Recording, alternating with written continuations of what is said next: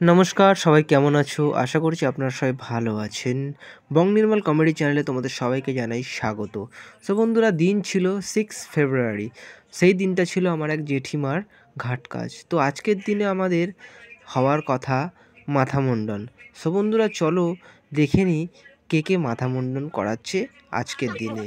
So বন্ধুরা, দেখতে পাচ্ছ প্রথমেই আমার এক ভাইপো, সে কিন্তু মাথা মুন্ডন করছে। একদম ছোট কিউট একটা বাচ্চা। তো দেখতেই পাচ্ছ ফাইনালি কিন্তু ওর সব চুল ফেলা হয়ে গেছে। আর ও ক্যামেরা দেখতেই আপনারা দেখতে পাবেন কিরম ভাই তাকাবে আমার এই ক্যামেরার দিকে। এই এক ঝলক কিন্তু ও ক্যামেরাটা দেখতে পাবে। দেখুন, ওই দেখুন গাইস। তারপর দেখো এই জায়গাটা বেশ আমারও হাসি পেয়ে গেছিল ওর মুখটা দেখে। সমুদ্র দেখতে পাচ্ছ, এবার কিন্তু ক্যামেরা দেখো ওখান দিয়ে দেখো যাচ্ছে না, ও এখন ক্যামেরা আসতে চাইছে। তো যাই হোক, স্মাইল দিয়ে তারপরে ফাইনালি কিন্তু আমারও লাইন এসে গেছে। তার আগে আরেকটা ভাই ছিল, সেও কিন্তু টাকলা হয়ে গেছে। দেখতে পাচ্ছ আমার ঠিক বাঁদিকেই দাঁড়িয়ে আছে। আর এই মুহূর্তে কিন্তু আমার পালা। আর দেখতে পাচ্ছ মানে এতদিন ধরে একটু চুল কেটে স্টাইল মারতাম, আজকে কিন্তু সেই স্টাইলটা উড়ে যাবে। আর এইটা খালি আমার জন্য না, প্রতিটা ব্যক্তি এবং প্রতিটা ছেলে এবং যারা আছো নাতি-পুতি, তাদের সবাইকে কিন্তু এই জিনিসটা করা উচিত। কারণ নিয়ম যেটা আছে সেটা অবশ্যই সবাই পালন করার চেষ্টা করবে। কারণ তার কিন্তু দেখা আর জীবনে কোনোদিন পাবে না। কিন্তু সে যাতে যেখানেই থাকুক, সে যাতে শান্তিতে থাকুক। যদি আমাদের এই সামান্য চুল কাটার ফলে সে যদি শান্তিতে নিয়মটা ভালোভাবে মেনে ঠেনে সব কিছু সে যদি শান্তিতে থাকতে পারে, তাহলে কিন্তু সবার জন্য এইটা করা উচিত।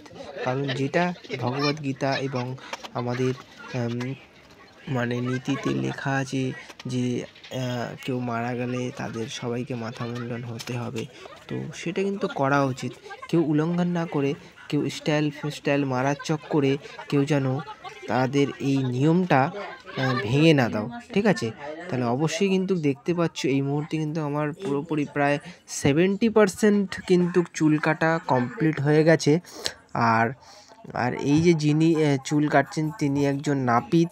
আর তার হাতে কিন্তু জাদু আছে। আমি যখন ফাইনালি মানে কাটা শেষ হয়ে গেছে, তারপরে কিন্তু বলেছিলাম তাকে যে আপনার হাতের কাজ খুব ভালো। আর অনেক সময় আমি যখন এর আগেও আমার ঠাকুমা মারা গেছিলো, তখন কিন্তু আমি টাকলা হয়েছিলাম। তখন কিন্তু আমার মানে অনেক জায়গায় কেটে ফেলেছিল। ঠিক আছে? খুর চালাতে গিয়ে।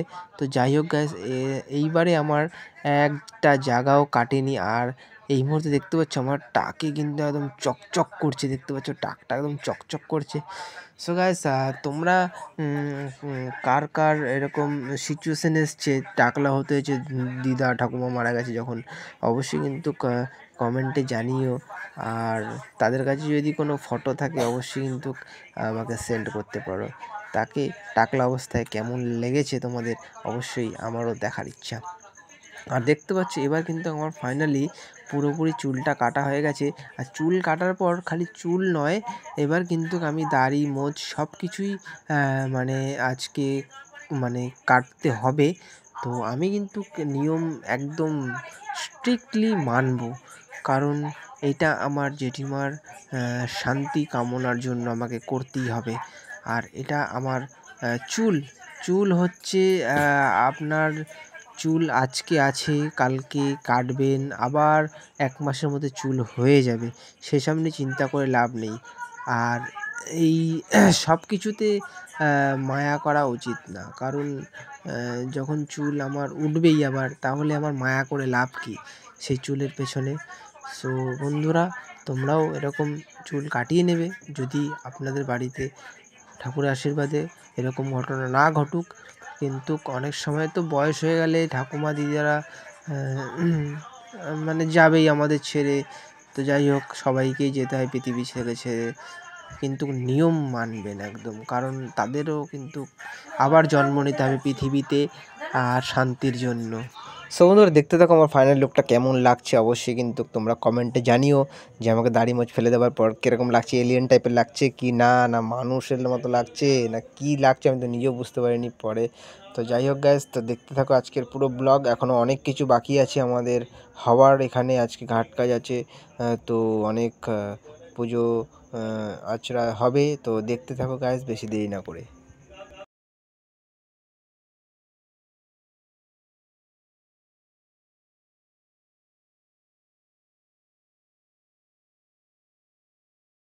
তারপর বন্ধুরা আমি এই পুকুরটাতে স্নান মান করে একদম গামছা ধুতি গেঞ্জি পরে রেডি। এবার কিন্তু আমি চলে যাব বাড়ির দিকে। আবার সেখানে কিন্তু এখন হবে ঘাট কাজের পুজো আর্চনা। সো বন্ধুরা আমি কিন্তু ফাইনালি চলে আসলাম। আর দেখতে পাচ্ছি এখানে আমার দাদার দুই ছেলে এবং বৌদি এবং আমি আমার বউ সবাই কিন্তু বসে আছি। আর এখানে কিন্তু ঘাট কাজের যে পুজোটা সেটা কিন্তু চলছে এই মুহূর্তে। আর প্রতিমার শান্তি কামনার জন্যই কিন্তু এই পুজো। তো চলো গাইজ দেখতে থাকো, এখানে আর কিছু বলার নেই। চন্দনে বন্দনে নিত্যং পবিত্র পবনাশয়ং নামি চন্দনে বন্দনে ওম চন্দনে বন্দনে নিত্যং পবিত্র পবনাশয়ং আয়ুর্বর্ধনে নিত্যং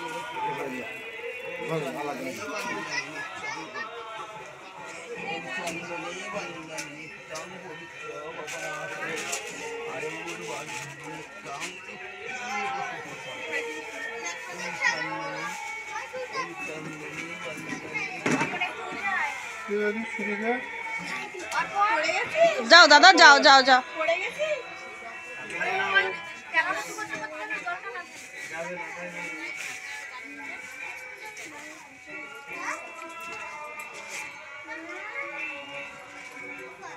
খোলা চাল দিতে হবে নাকি? খোলা চাল দেবো তো।